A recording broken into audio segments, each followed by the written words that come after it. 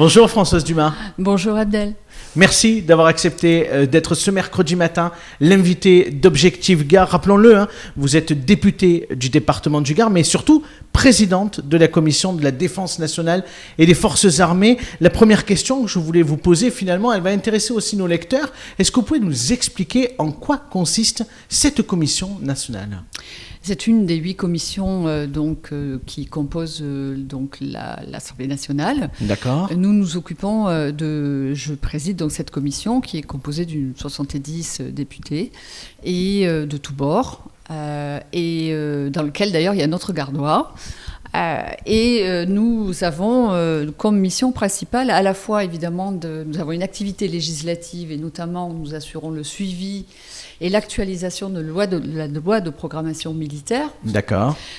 Puisque c'est une de nos fonctions les plus importantes, c'est donner nos moyens aux armées, adapter la stratégie de défense en fonction des conflictualités dans le monde, donc très régulièrement avec une révision de la revue stratégique de défense.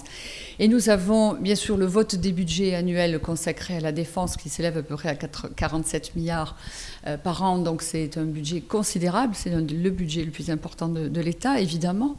Et nous avons aussi à contrôler l'action du gouvernement, nous avons aussi à être attentifs à la situation, à la condition militaire, à la condition de leur famille. Et donc c'est un rôle auquel j'apporte beaucoup d'attention. Et donc nous faisons beaucoup de travail de terrain. Nous avons beaucoup d'évaluations à faire, de suivi, et nous faisons des travaux très régulièrement, beaucoup de travaux de commission. Beaucoup en visio également. Alors depuis effectivement la crise, nous avons dû revoir nos méthodes de travail, installer aussi des moyens de visioconférence très sécurisés avec nos états-majors, puisque nous suivons aussi à distance les opérations de Barkhane et les autres opérations dans le monde, avec nos états-majors que nous avons régulièrement en audition et nos 2 ministres. Vous en parliez il y a quelques instants, effectivement, de l'opération Barkhane. C'est une des mauvaises nouvelles ce début de semaine, puisqu'on apprenait il y a quelques jours que 2 militaires français avaient été tués en opération au Mali. Alors, selon l'état-major, ce bilan porte à 45 le nombre de soldats français morts au combat dans le cadre des 2 opérations. On se rappelle de l'opération Serval en 2013 et donc de l'opération Barkhane qui a pris la suite en 2014. Est-ce que c'est encore nécessaire d'avoir près de 5000 militaires présents encore sur des terrains d'opération à l'étranger ? J'ai envie de dire de manière très grave, d'abord, j'ai une pensée pour les familles des 2 jeunes soldats qui ont péri sur un IED oui. Récemment, un autre qui est blessé très gravement. Je pense à eux, je pense à leur famille, je pense surtout à leurs frères d'armes, parce que pour les avoir côtoyés, vous savez, quand vous êtes en OPEX et que vos collègues ne reviennent pas, alors que vous avez partagé avec eux et que vous vivez avec eux au quotidien, dans des conditions extrêmement difficiles, c'est très douloureux aussi pour les frères d'armes. Donc j'ai une pensée d'abord avec eux. Et vous comprenez bien que tout ce sang versé, toute cette énergie mise là, pour rien au monde, en fait, il faudrait la renoncer. D'abord, ça voudrait dire Même si ça fait plusieurs années maintenant, parce que, 2013, 2014... Oui, parce qu'en fait, on doit continuer plus que jamais à lutter contre le terrorisme. On voit bien qu'il est mouvant, il évolue, il essaie chaque fois de se cristalliser sur des zones, donc plus que jamais, nous devons le faire. Nous ne le faisons pas seuls, nous le faisons dans le cadre d'une coalition internationale très importante, et nous le faisons aussi avec nos alliés de la zone sahélo-saharienne. Donc, nous devons absolument le faire.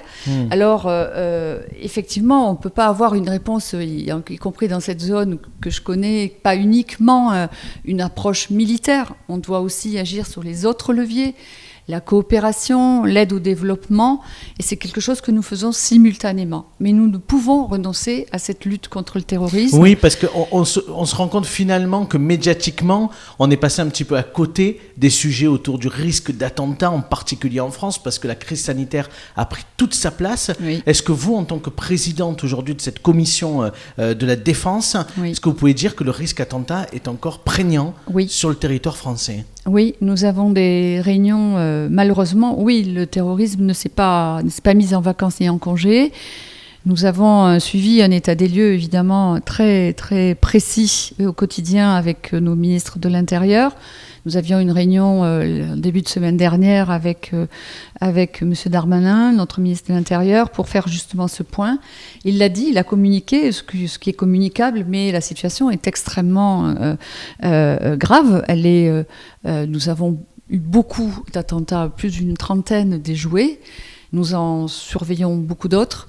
Il est évident que le terrorisme en France n'est pas une forme, ça a une existence. Il y a des intentions et il y a une volonté de pouvoir continuer à tuer.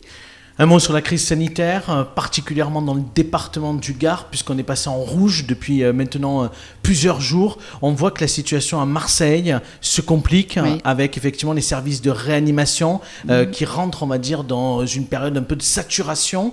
Est-ce qu'il y a à craindre pour le département du Gard? Et la question, elle est peut-être un petit peu plus large. Elle concerne également le futur des festivités sur le territoire. Et bien évidemment, vous me voyez venir avec la feria des vendanges. Est-ce bien raisonnable de la maintenir? Écoutez, il est toujours difficile de faire de la politique fiction. Ce sont des décisions qui sont prises au cas par cas.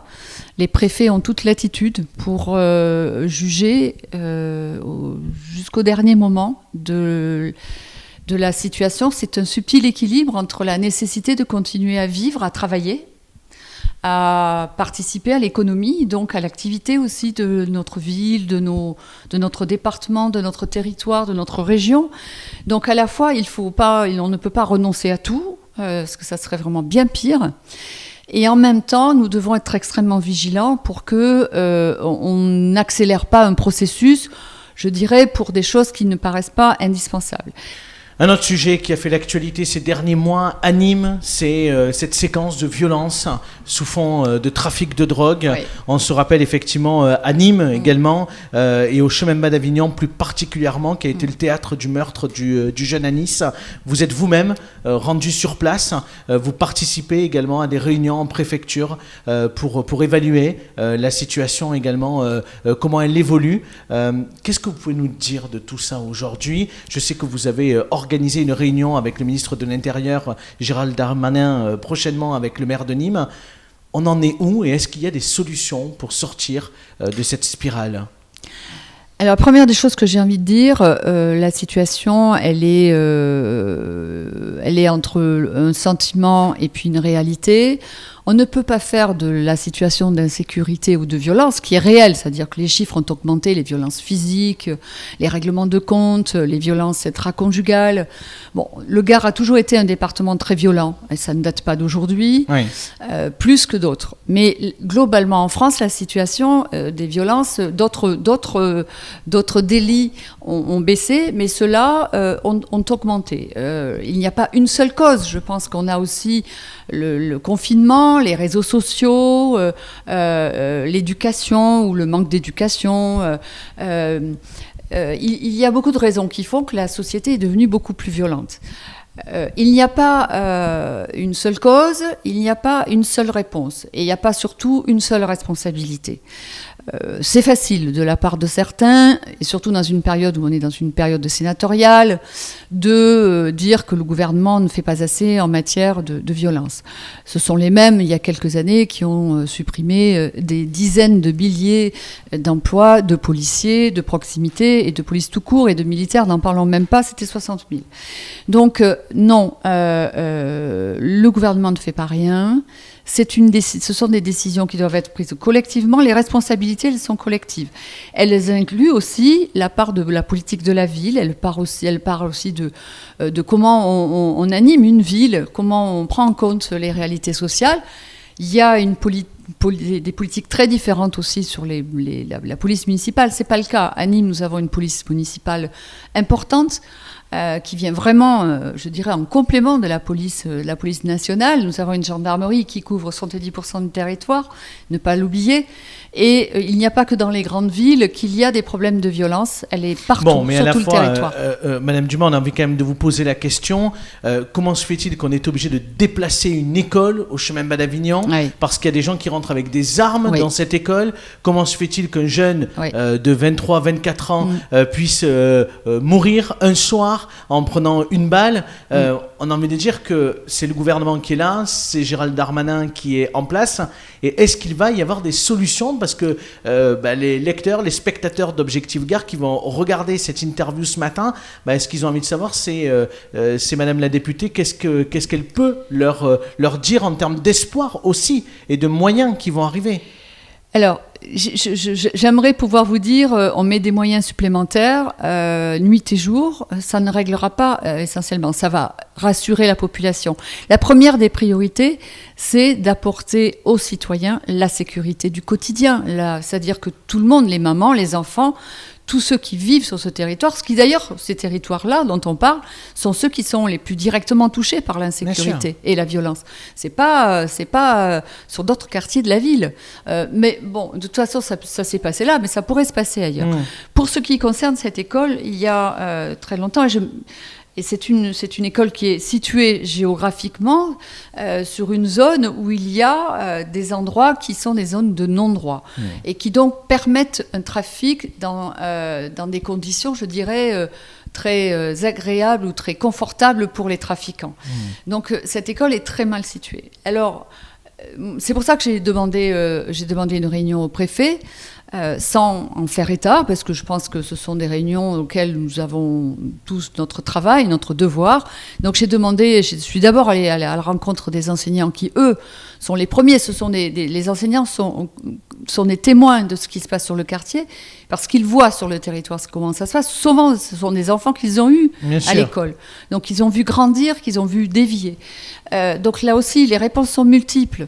Mais un jeune de 14 ans qui est déscolarisé, qui gagne plus en une journée que son père qui travaille un mois entier en allant au bosser, il y a des choses totalement illogiques. Bon, mais ça, c'est un autre sujet. Il n'empêche que là, très concrètement, je m'étais engagée auprès de ces enseignants de faire une réunion avec le DAZEN, donc l'inspecteur d'académie, le préfet, pour vérifier, et j'en ai informé aussi la mairie, de faire en sorte que, j'en ai parlé au maire aussi, c'est-à-dire de faire en sorte qu'au moins ces enseignants et cette école, c'est-à-dire que les familles qui amènent les enfants à l'école, soient rassurées que les trafics ne continuent pas dans la journée, qu'il n'y ait pas de trafic de guetteurs partout sur le bâtiment ou sur le collège, qui est dans la même situation. Donc c'est de sécuriser au maximum, de manière à ce que les trafiquants n'utilisent pas cet espace comme un espace de jeu. Et c'est le cas aujourd'hui? Et de trafic. Et c'est le cas aujourd'hui? Je pense que ça ne l'est pas. Et le maire s'est engagé à le faire, je lui en ai parlé personnellement et je sais qu'il fait ce qu'il faut pour exproprier aussi des garages dans le quartier qui servent aussi, je dirais, voilà, bon, enfin je ne vais pas rentrer dans le détail. Donc il y a un aménagement du territoire, je dirais. Et, à travers l'ANRU 2 qui pourrait permettre de trouver des solutions aussi. Même l'ANRU 2, c'est-à-dire l'ANRU 2, c'est l'État, hein, l'ANRU c'est l'État, c'est pas...